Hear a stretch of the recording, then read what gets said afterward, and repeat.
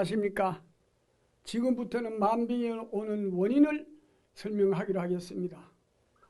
만병이 오는 원인은 불의한 사고가 아니고 인체가 어느 부분이 틀어지고 삐뚤어진 거 아닌 이상 외부에서 어떤 병기운이 침범했다든가 내 몸 안에도 어떤 모든 병이 발병했는 모든 원인은 산소 결핍으로 인한 기혈순환 부족으로 온다는 것입니다.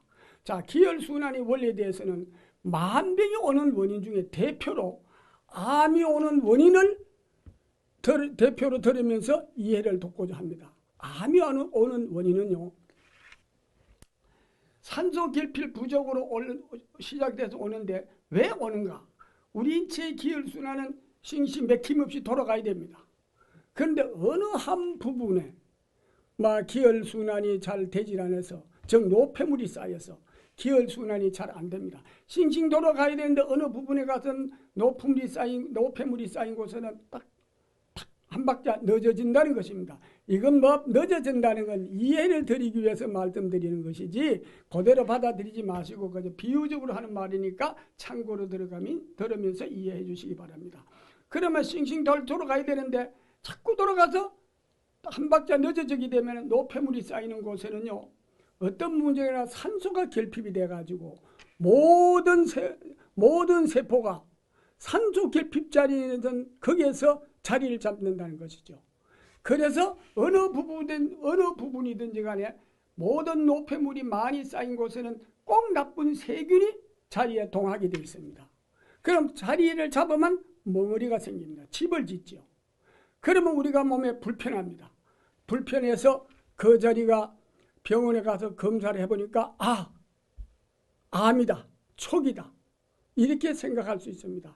그래서 우리가 암을 수술하게 되죠.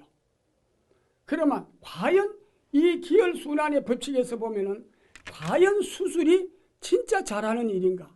우리가 조기 발견해가 일찍 수술을 하면 최선의 방법인가에 대해서 기혈순환의 원리로서 과연 어떻게 해서 그게 장애가 온다는 것을 이해를 드리고자 합니다. 자, 우리 인체를 태양계로 비유를 해봅시다. 태양계로 비유를 해보면요, 태양계 밖에 가서 지구를 보면 하나의 분자에 불과합니다. 그런데 분자에 불과한데 우리 인체가 만약에 태양계로 생각을 했을 때 다른 사람들의 몸은 다른 태양계고, 만약에 그 사람의 몸을 검사를 하니까 어느 한 부분에 조그마한 암세포가 자란다고 우리가 상기해보자는 것입니다. 그러면 이건 조기 발견이니까 간단하면 수술하면 낫는다고 우리가 일반 상식화가 되어 있고, 의학적으로는 최선의 방법이 일찍 수술하면 최선의 방법으로 생각하는 것이 우리들이 인식이 되어 있습니다. 그러면 과연 이 수술을 해가지고 근본 해결이 되겠는가를 기혈순환으로 한번 생각해 보자는 겁니다. 자, 그러면 만약에 우리가 몸 밖에서 볼 때는 조그마한 그 세포가 별거 아닌 것 같지만 입자 속에 들어가서 보게 되면은 지구 땅덩어리보다 더 큽니다. 이건 하나 예를 들자면요, 우리가 태양계 밖에서 보면 지구가 하나의 분자밖에 안 되는 것이 보이지만은 만약에 지구 속에 입자 속에 들어가서 돌아보게 되면은 태양계보다 더 큰 기분을 느낄 수 있습니다. 이와 같이 우리가 몸 밖에서 남의 몸 안에 조그마한 참 종양같이 생긴 것이 보이지만은 그 우리 몸 안에 입자 속에 들어가서 보면 지구 땅덩어리보다 크다는 것입니다. 그래서 이 조그마한 암세포를 일찍 발견하면 일찍 수술하면 최선의 방법인 줄 알고 수술을 합니다. 자, 그럼 수술하게 되면 어떻게 됩니까? 과연 곧 지구만한 조그마한 종양을 수술하기 위해서 그거 하나만 드러내겠습니까? 그거 하나를 드러내기 위해서 몇 배, 지구 땅덩어리는 만한 건 몇 배를 손상이 됩니다. 몸 밖에서 보면 별거 아니에요. 수술하면 단 입자 속에 들어가서 보면 그렇다는 겁니다. 또 태양계 밖에 가서 지구를 보면 하나 분자같이 보이지만은 지구 안에 들어와서 보면 태양계보다 더 크게 보이는 것이 느끼는 것과 같이 우리가 몸 밖에서 볼 때는 쌀내기 마치 콩알 만한 게 나타났다고 그것을 수술하는 과정에서는 엄청난 일이 벌어진다는 겁니다. 그러면 예를 들자면 지구 땅덩어리 몇 배의 손상을 입었다 해봅시다. 그러면 그 꿰매입니다. 꿰매는 자리가 어떻게 되느냐? 한번 우리가 철학적으로 생각해 보자는 겁니다. 몸 밖에서 보니까 꿰맨 자리가 얼마 안 되지만은 이자 속에 들어가면 엄청난 부위가 손상을 본다는 것이죠. 만약에 태양계 밖에 가서 지구 하나를 드러내게 수술한다 그러면 몇 배 지구 땅덩어리 몇 배 많은 것이 손상이 되는 거와 한번 비유를 해보자는 것입니다. 그래서 우리는 수술해서 수술은 잘 됐습니다. 수술은 잘 됐는데 어떤 현상이 나오느냐?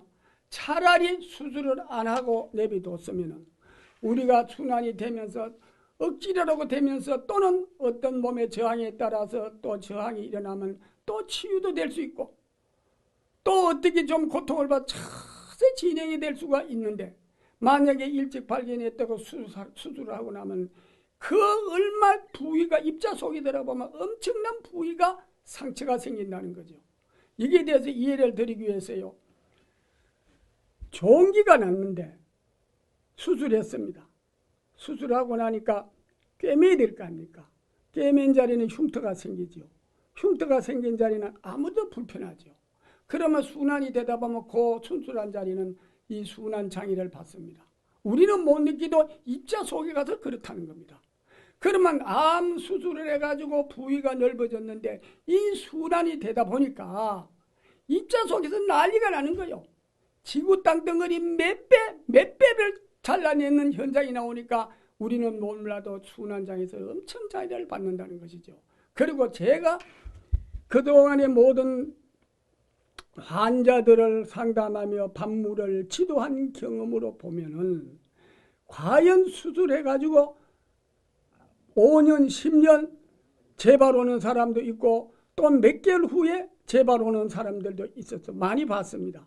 즉 자궁암 수술하니까 또 얼마 안 가니까 유방암으로 재발이 왔고 유방암 수술하고 나니까 또 얼마 안 가서 또 폐로 전이가 됐고 폐를 수술하려고 보니까 임파선 전체 다 퍼져서 수술을 못하는 환자들 또 그 비슷한 환자들을 제가 많이 본 경험이 있습니다. 자 그러면은 수술을 했는데 왜 그 자꾸 재발이 올까요? 차라리 수술을 안 하고 놔둬뒀으면 그냥 순환이 되는 대로 선서 툭툭 하는 식으로 순환이 또 재발이 온다는 것보다도 또 천천히 암세포가 자랄 수도 있는데 수술하고 나면은요 수술은 깨끗하게 됐는데 그로 인하는 순환의 법칙에서 다른 장기 모든 장애를 받는다는 겁니다. 그래서 재발 올 수 있다는 것이 수술 후유증으로도 올 수 있다는 것입니다. 그래서 우리 인체는요 어지간하면 수술을 안 하고 근본적으로 우리 몸 안에 자연 치유력을 강화시켜서 치유를 하면 좋겠지만은 살기 위해서 먹는 법을 모르고 그저 밖에서 잘 먹어야 건강하다 잘 먹어야 병을 이길 수 있다는 이러한 논리에 의해서 아무리 잘 먹고 해도 재발 오는 이유가 기혈순환에 엄청난 장애를 받기 때문에 재발 온다는 겁니다. 그래서 만병의 근원은 기혈순환 부족으로 오기 때문에 기혈순환만 잘 되기 때문에 어떤 병도 우리 몸에는 재발할 수도 없고 발병할 수도 없다는 것입니다. 자 그렇다면 우리가 음식을 먹고 물을 먹지 않으면 몸에서 과식이 안 되기 때문에 산소 공급이 잘 됩니다. 음식을 태워버리니까 노폐물이 쌓일 수가 없습니다. 또는 소변이 정말 소변으로 내보내는 모든 불순물은 물을 먹는 시간과 음식을 먹는 시간을 구분을 하니 콩팥에서 깨끗이 정화시켜 내보낼 수 있다는 것입니다. 그래서 우리가 만병의 근원은 기혈순환 부조로 오기 때문에 우리 몸에는 기혈순환만 잘 되면 산소 공급이 돼서 암세포가 제일 싫어하는 것이 산소입니다. 산소만 들어가게 되면은 암세포는 맥을 못 쳐고 어떤 그 불치의 경지에 임하더라도 치유될 수 있다는 것이 기혈순환의 법칙인 것입니다. 이러한 말씀은 제가 뭐 어떤 해부학 공부하고 이런 사람은 아니지만은요, 기혈순환에 의해서 내 그동안의 상담한 경험으로서 이런 말씀을 드리는 것입니다. 그런데 불치병이나 암 환자들에게는요 절대 육류 기름 종류 생관리 생야채가 안 된다는 것도 저는 체험을 했습니다. 그래서 저는 이 기혈순환의 원리에 대해서요, 암 환자들이 저에게 찾아왔을 때, 책을 읽고 이해가 돼서 찾아왔을 때는 이유 없이 암 환자들한테는 아침 저녁 2끼로 시작하라고 그럽니다. 왜 아침 저녁 2끼로 먹으라고 시작하는가? 그것은 더 자세한 건 책을 보면은 이해되시겠지만은 왜 그렇게 되는가? 저는 영양소를 무시합니다. 영양소를 무시한다고 해서 먹지 말라는 게 아닙니다. 오해하지 마십시오. 영양소대로 잘 먹는 것보다 하얀 쌀밥에 김치하고만 먹어도 먹는 법이 중요하지 잘 먹는 것이 중요하다는 것이 아닙니다. 잘 먹는 것도 좋죠. 더 좋은데 법이 중요하다는 것입니다. 그래서 저는 암 환자뿐만 아니라 어떤 불치병이 와도 또는 우리 조그마한 일이라도 23세가 지나면은 꼭 아침 저녁으로 먼저 15일을 시작해서 변화에 따라서 음식에 적당하게 조절하라고 얘기를 합니다. 자, 그러면 왜 육류나 기름 종류 생야채, 생과일을 먹으면 안 되는가? 여러분 보십시오. 기름하고 물하고는 혼합이 안 됩니다. 왜? 안 됩니다. 그러면 환자들이 입원하고 있다든가 또는 어떤 생활을 한다 할지라도 이 수술한 환자, 암 환자들이 이걸 먹게 되면은요, 기름을 태워버리지 못하기 때문에 입자 속에 숨통을 막는 것과 같습니다. 잘 안 됩니다. 기혈이. 그러다 보니까 절대 안 좋고, 이건 제가 경험으로 말씀드립니다. 의학적이나 영양학적 논리로 말씀을 드리지 못하고 생활 철학으로 이해를 드리니까 참고해 주시기 바랍니다. 그래서 안 되고, 육식은 왜 안 되는가? 육식은 기름기도 있거니와 그거를 태울 적에 엄청난 몸에서 에너지가 소모돼 흡수가 안 됩니다. 아무리 영양 많은 음식이라도 몸에 태워서 흡수할 수 있는 능력이 있을 때 먹어야 되는데 암 환자들에는 그 역할이 잘 안 됩니다.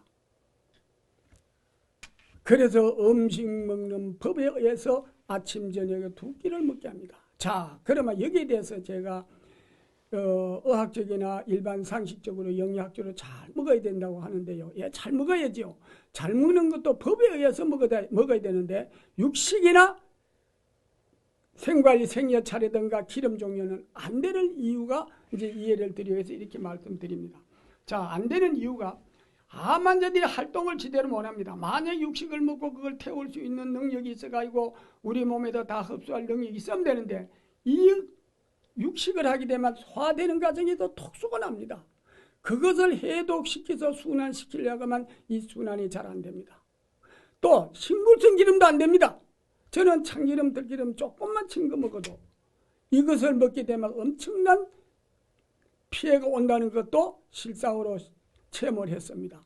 자, 그것도 먹게 되면 기름하고 물하고는 혼합이 안 되듯이 아무리 식물성 기름이라도 먹게 되면 일단은 거기에서 닿는 곳에는 세포 입자에 숨을 막는 것과 같다고 이렇게 저는 비유를 들어서 말씀드립니다. 또 생선은 해물은 기름기도 없어도 왜 그거 없는데도 왜 먹어서 안 되는가? 그것은요, 음식을 먹고 태울 적에 보면 굉장히 소화되는 과정에 있어 독소가 올라옵니다.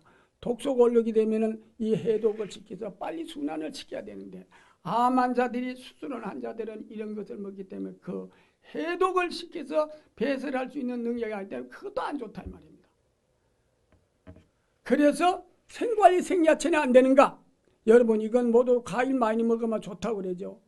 절대 많이 먹으면 안 좋습니다. 왜? 경험이 그렇습니다.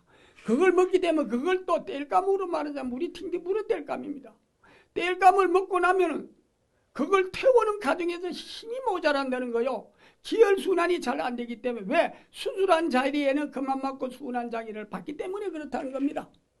또 악화가 돼가지고 수술할 수 있는 입장이 안 될 때도 그 덩어리가 구석구석 길을 막고 있다는 것이죠. 그래서 안 좋다는 것을 저의 경험으로 말씀을 드립니다. 그래서 암 환자들에게는요, 왜 또 아침 저녁 2끼를 먹어야 되는가? 아니 암 환자뿐만 아니라 중환 환자들 아침 저녁 2끼를 먹어야 되는 이유는 왜 또 그런가? 여러분 아침을 먹고 물을 먹지 않으면 저는 2끼를 먹어도 낮에는 절대 물을 못 먹게 합니다. 밤에만 물을 마시게 합니다. 왜 그러냐? 아침을 먹고 하루 종일 굶어주면 어떻게 되느냐? 아침을 먹고 물을 먹자마자 몸에서 그 태워서 열의 에너지가 왕성해집니다. 그럼 낮에 가서 점심을 먹지 않고 속을 비우게 되면은 밤 12시부터 낮 12시까지는 이 세포가 확장이 됩니다. 확장이 되고 낮 12시부터 밤 12시까지는 이 수축작용으로 들어갑니다. 그런데 낮에는 음식을 먹고 물을 먹지 않으면 몸에서 열의 에너지가 강해지기 때문에 수축이 되면서 모든 우주의 기운을 안으로 흡수하게 되어 있습니다. 그러면서 어떠냐냐? 우리 몸에서는 열이 일어나지요. 모든 노폐물은 씻어내려면 물이 있어야 배설시킬 수 있습니다. 그럼 낮에 물도 안 먹지요. 음식도 안 들어오지요. 물을 안 먹으니까 어떤 현상이 오느냐?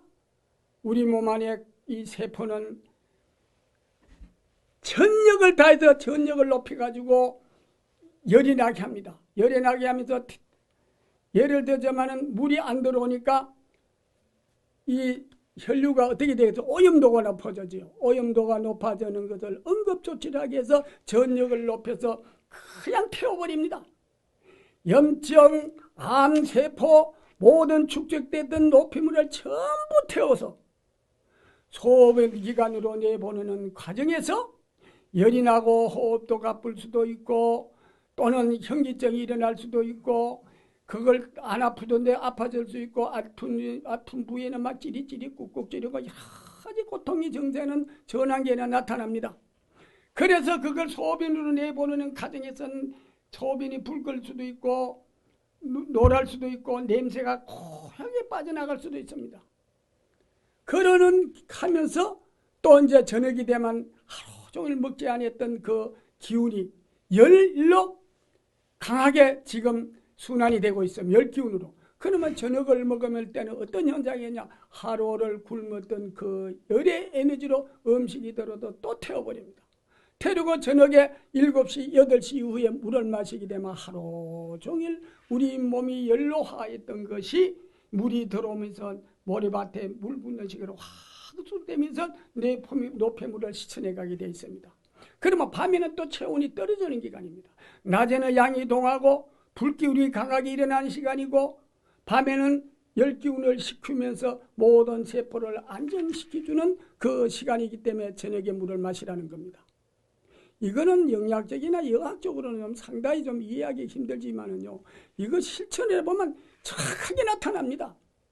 제가 체험을 해가지고 불치병 환자들인데 지도한 경험에서 그렇습니다. 저한테 오는 환자들은요, 절대적으로 하다 안 돼서 마지막 오는 환자이기 때문에 지푸라기라고 잡는 이 심정으로 이 고통이지만 실천해 보면 그렇게 정확할 수가 없어요. 모든 환자들은 다 그렇습니다. 그래서 저는 낮과 밤에 분별을 하면서 낮은 낮대로 밤은 밤대로 여러분 환자들의 음식을 지도하는 가운데서 이러한 실상들을 보았기 때문에 어떤 한만자든 또 어떤 병이든지 우리 몸에 어떤 병이 다 몸 안에 퍼져 있어도 결과는 보지 않습니다. 제가 해봤고 또 공부한 사람 아닌데 어떻게 그런 걸 알겠습니다. 그래서 저는 결과는 무시하고 우리 몸 안에 음양의 순환의 법칙, 마이너스 플러스의 법칙, 낮과 밤의 순행의 법칙을 기준해서 저는 내 체험을 통해서 환자들의 적응해 본 결과가 한차 없이 모든 치유되는 과정을 보았기 때문에 이런 말씀을 드립니다.